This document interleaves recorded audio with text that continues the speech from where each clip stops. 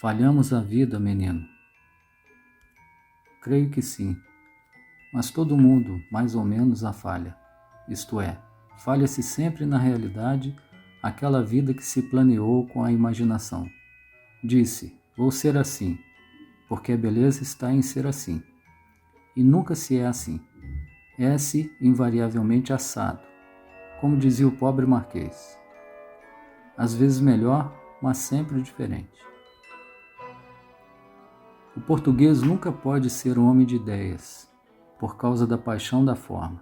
A sua mania é fazer belas frases, ver-lhes o brilho, sentir-lhes a música. Se for necessário falsear a ideia, deixá-la incompleta, exagerá-la, para a frase ganhar em beleza, o desgraçado não hesita. Vá-se pela água abaixo o pensamento, mas salve-se a bela frase. Nada desejar e nada recear. Não se abandonar a uma esperança nem a um desapontamento.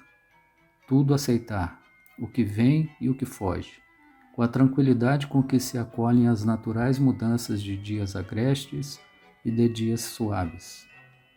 E, nesta placidez, deixar esse pedaço de matéria organizada que se chama o eu ir se deteriorando e decompondo, até reentrar e se perder no infinito universo. Sobretudo não ter apetites e, mais que tudo, não ter contrariedades.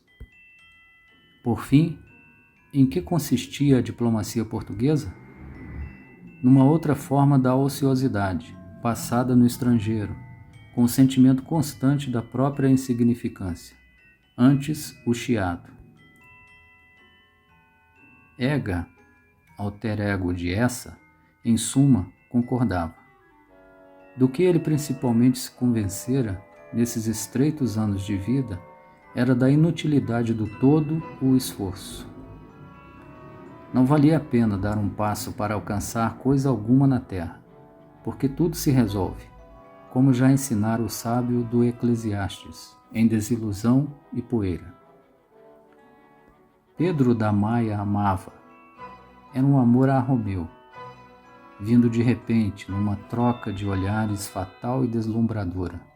Uma dessas paixões que assaltam uma existência, a assolam como um furacão, arrancando a vontade, a razão, os respeitos humanos e empurrando-os de roldão aos abismos. Sou um ressequido, disse ele sorrindo. Sou um impotente de sentimento, como Satanás. Segundo os padres da igreja, a grande tortura de Satanás é que não pode amar. Portugal decidira arranjar-se à moderna, mas sem originalidade, sem força, sem caráter para criar um feitio seu, um feitio próprio. Manda vir modelos do estrangeiro, modelos de ideias, de calças, de costumes, de leis, de arte, de cozinha. Somente, como lhe falta o sentimento da proporção, e ao mesmo tempo domina a impaciência de parecer muito moderno e muito civilizado, exagera o modelo, deforma-o, estraga-o até a caricatura. Dizia-se que tinha literatura e fazia frases. A agricultura aqui, em Portugal, é a arte de assistir impassível ao trabalho da natureza. O amor eterno é o amor impossível. Os amores possíveis começam a morrer no dia em que se concretizam. Quem não conhece o poder da oração é porque não viveu as amarguras da vida. Curiosidade, instinto que leva alguns a olhar pelo buraco da fechadura e outros a descobrir a América. Os tristes, os deserdados, os pobres, os oprimidos, quando tudo lhes falta, o pão, o lume, o vestido, têm sempre, no fundo da alma, uma cantiga pequena que os consola, que os aquece, que os alegra. É a última coisa que fica no pobre, e então a cantiga vale mais do que todos os poemas. Ora, a ciência, a filosofia, a experiência dos séculos, a nossa própria experiência, dizem solenemente que, fora do casamento não há para o homem verdadeiro equilíbrio moral. Essa comunhão mística do homem e de Deus nunca poderá ser senão o privilégio de uma elite espiritual, deploravelmente limitada. Para a vasta massa humana, em todos os tempos, a religião terá sempre por fim, na sua essência, a súplica dos favores divinos e o afastamento da cólera divina e, como instrumentação material para realizar esses objetos, o templo, o padre, o altar, os ofícios, a vestimenta, a imagem. O ódio, quando impotente, não tendo outro objeto direto nem outra esperança senão o seu próprio desenvolvimento, é uma forma da ociosidade. É uma ociosidade sinistra, lívida, que se encolhe a um canto, na treva. É extraordinário. Neste abençoado país, todos os políticos têm imenso talento. A oposição confessa sempre que os ministros, que ela cobra de injúrias, têm, à parte os disparates que fazem, um talento de primeira ordem.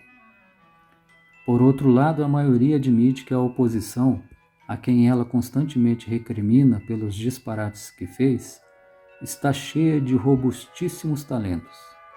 De resto, todo mundo concorda que o país é uma choldra. E resulta, portanto, este fato supracômico. Um país governado com imenso talento, que é de todos na Europa, segundo o consenso unânime, o mais estupidamente governado. Eu proponho isto, a ver, que, como os talentos sempre falham, se experimentem uma vez os imbecis. Não se descuide de ser alegre, só a alegria da alma, e luz a ironia, a santa ironia, que sem ela não é mais do que amargura vazia. Estou longe da arte e, portanto, longe da serenidade e do contentamento. Já no Largo do Rocio eu fui educado, e eduquei-me a mim mesmo, com livros franceses, ideias francesas, modos de dizer franceses, sentimentos franceses e ideais franceses. Da gente portuguesa conheço apenas a alta burguesia de Lisboa, que é francesa e que há de pensar a francesa, se algum dia vier a pensar. Como é feito por dentro o português de Guimarães e de Chaves, não sei. O Padre Amaro é mais adivinhado que observado. Quando chego a Portugal, depois de um ano em Inglaterra, há uma coisa que me deslumbra e outra que me desola. Deslumbram-me as fachadas caiadas e desola-me a população anêmica. Que figuras!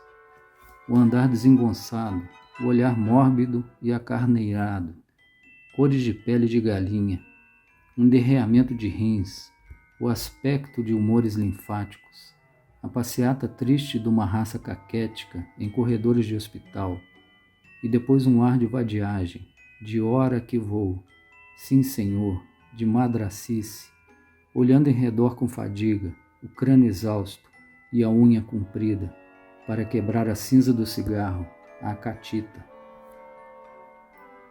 Eu precisava uma mulher, de caráter firme, disfarçado sob um caráter meigo, que me adotasse como se adota uma criança, que me obrigasse a levantar a certas horas, me obrigasse a ir para a cama a horas cristãs, que me alimentasse com simplicidade e higiene, que me impusesse um trabalho diurno e salutar, que quando eu começasse a chorar pela lua, me prometesse até eu a esquecer. Esta doce criatura salvaria um artista de si mesmo, que é o pior abismo de um artista. A única crítica é a gargalhada. Nós bem o sabemos, a gargalhada nem é um raciocínio, nem um sentimento. Não cria nada, destrói tudo, não responde por coisa alguma. E, no entanto, é o único comentário do mundo político em Portugal. Um governo decreta? Gargalhada. Reprime? Gargalhada. Cai? Gargalhada. E sempre essa política, liberal ou opressiva, terá em redor dela, sobre ela, envolvendo-a com uma palpitação de asas de uma ave monstruosa, sempre, perpetuamente, vibrante e cruel, a gargalhada. Política querida, sê o que quiseres, toma todas as atitudes, pensa, ensina, discute, oprime. Nós riremos. A tua atmosfera é de chalaça. O homem, desde todos os tempos, tem tido, se me permitem renovar esta alegoria neoplatônica, duas esposas, a razão e a imaginação, que são ambas ciumentas e exigentes. O positivismo científico, porém, considerou a imaginação como uma concubina comprometedora, de quem urgia separar o homem e, apenas se apossou dele, expulsou duramente a pobre e gentil imaginação. Fechou o homem num laboratório a sós com a sua esposa clara e fria, a razão. O resultado foi que o homem recomeçou a aborrecer-se monumentalmente e a suspirar por aquela outra companheira tão alegre, tão inventiva, tão cheia de graça e de luminosos ímpetos, que de longe lhe acenava ainda, lhe apontava para os céus da poesia e da metafísica, onde ambos tinham tentado voos tão deslumbrantes.